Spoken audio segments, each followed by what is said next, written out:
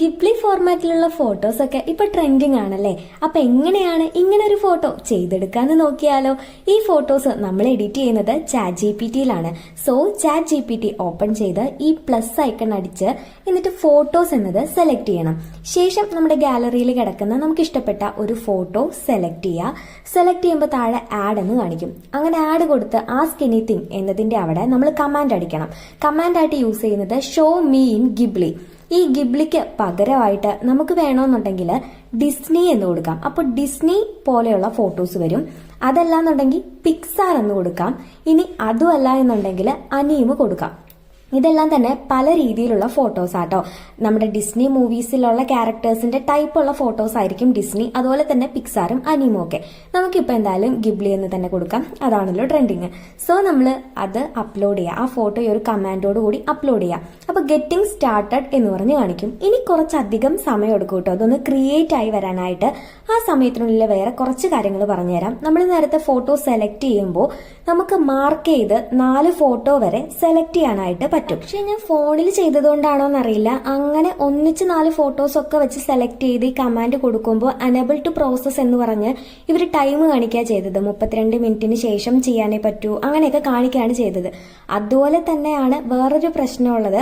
നമ്മൾ ഒരു ഫോട്ടോ ഇതുപോലെ ക്രിയേറ്റ് ചെയ്ത് അപ്പോൾ തന്നെ അടുത്ത ഫോട്ടോയും ഇതുപോലെ അപ്ലോഡ് ചെയ്യുമ്പോൾ ഇത്തരത്തിലാണ് നമുക്ക് റിപ്ലൈ കിട്ടുക. അതായത് enable to process this photo in this format, ഇത്ര ടൈം കഴിഞ്ഞ് വീണ്ടും ചെയ്തു നോക്കൂ, അങ്ങനെ പറഞ്ഞ് നമ്മുടെ ChatGPT നമുക്ക് റിപ്ലൈ തരും.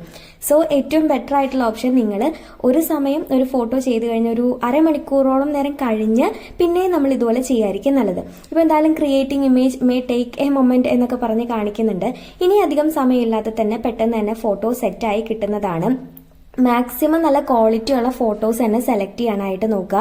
അതുപോലെ നെറ്റ്വർക്കിനും ഒരു കാര്യമുണ്ട് കേട്ടോ. ഇവിടെ ഇപ്പോൾ ഇച്ചിരി നെറ്റിന് ഇഷ്യൂ ഉള്ളതുകൊണ്ടാണ്, സ്പീഡ് ഇച്ചിരി കുറവാണ്, അതുകൊണ്ടാണ് ഇത്ര അധികം സമയം എടുക്കുന്നത്.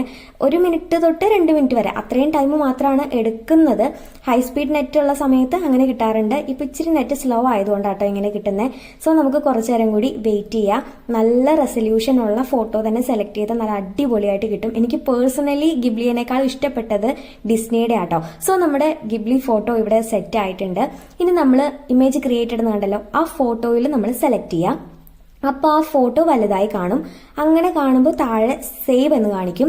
ആ സേവ് എന്നിട്ടുള്ള ഓപ്ഷൻ കൊടുത്താൽ മതി. അപ്പോൾ ഇമേജ് എന്തായിട്ടുണ്ടാവും, ഡൗൺലോഡ് ആയിട്ടുണ്ടാവും. ഇനി ഇത് നമുക്ക് നമ്മുടെ ഗാലറിയിൽ കാണാനായിട്ട് സാധിക്കും കേട്ടോ. സോ ഇത്രയും കുറച്ച് മണി മാത്രമേ ഉള്ളൂ ഈ ഒരു ഫോട്ടോ സെറ്റ് ആവാനായിട്ട്. അപ്പോൾ എന്തായാലും ട്രെൻഡിങ് ആയി പൊയ്ക്കൊണ്ടിരിക്കുകയല്ലേ. ട്രെൻഡ് പോകുന്നതിന് മുൻപായി തന്നെ വേഗം ഇതൊന്ന് ട്രൈ ചെയ്ത് നോക്കുക. ഒരു കാര്യം ശ്രദ്ധിക്കാനുള്ളത്, ChatGPT-യുടെ ആപ്ലിക്കേഷൻ തന്നെ യൂസ് ചെയ്യണം, വെബ്സൈറ്റ് യൂസ് ചെയ്യരുത്. വെബ്സൈറ്റിനകത്ത് നമുക്കിത് ചെയ്യാൻ പറ്റുന്നുണ്ടായിരുന്നില്ല. സിസ്റ്റത്തിനകത്ത് പോസിബിൾ ആണോ എന്ന് അറിയത്തില്ല. എന്തായാലും ഫോണിനകത്ത് പോസിബിൾ അല്ല. ChatGPT-യുടെ ആപ്ലിക്കേഷൻ തന്നെ യൂസ് ചെയ്യുക.